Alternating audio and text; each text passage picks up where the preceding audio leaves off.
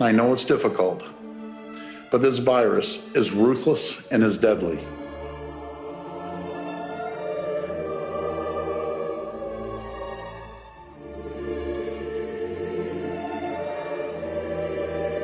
I know that it takes a tremendous strain on people.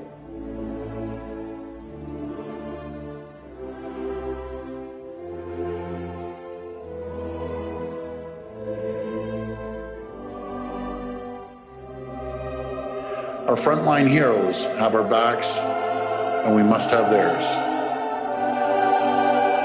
We need to stick together. This is how we'll get through this. As families, as a community, as a country.